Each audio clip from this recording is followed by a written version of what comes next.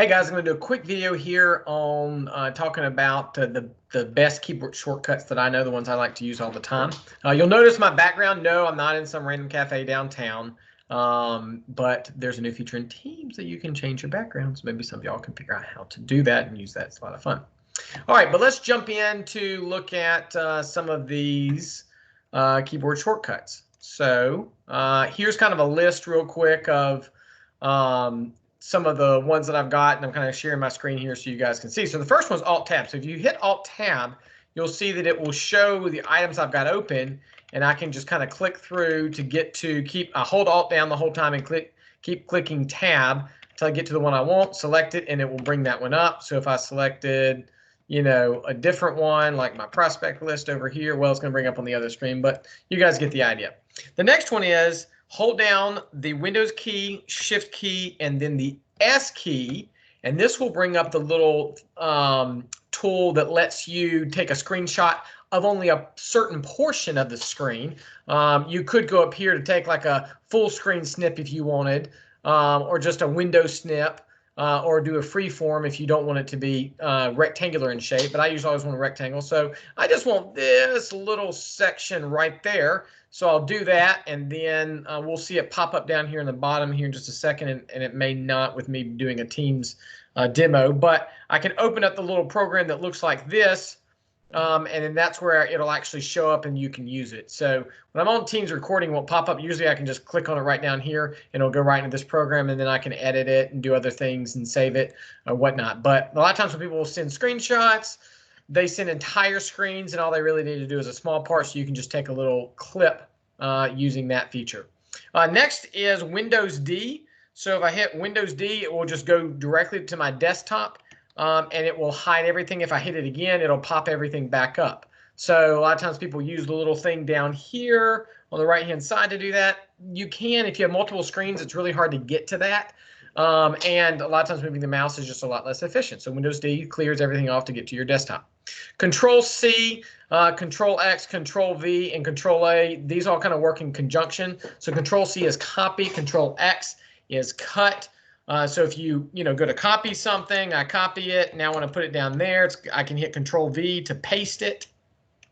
If I cut it, then it's going to completely remove it. And then when I paste it, it's going to put somewhere else. Most people probably know those, but just in case, those are definitely some big ones. Control A, so I'll hold down Control and hit A. That will select everything that I want to select.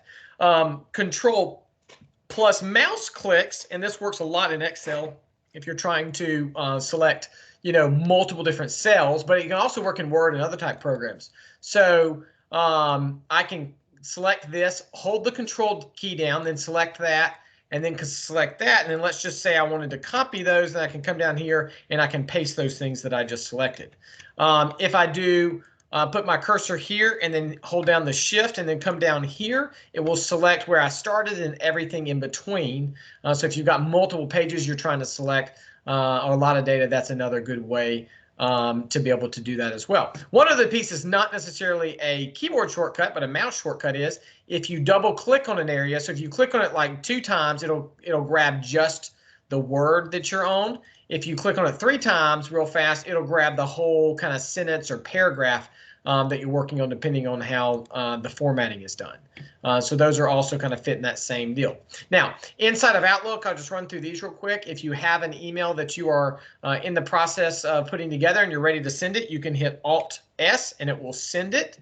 If you have an email that's unread, so like in my Outlook, I leave all emails unread until I manually force them to go to unread. So it's kind of how I keep things organized. So if you do something along those lines, you can, when you're hovering over one or have it selected, you can hit Control Q and it will mark it as unread. So then that way you've moved on from that one. If you're using some of the commenting features that I showed you guys before, like in Excel or Word or other Office 365, when you're mentioning somebody and a comment, you can hit Control Enter. So if you hit Enter, it'll do like it would do in Word. It'll just go down to the next line. So that's sometimes frustrating for people. But if you hit Control Enter, then it will actually hit it as you're done with the comment and close it, instead of having to go up there and find the enter button that's got on there. The last thing is just find your own. And so I was going to try to see if I had a good example of this. I should have done that before I got you guys going. But here's one. So if you hover over it, you'll see this is Control B will bold it.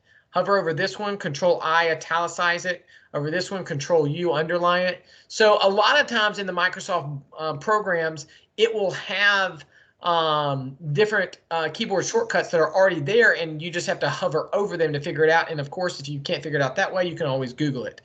So I showed you guys some of mine, but y'all may use various different programs different from what I use.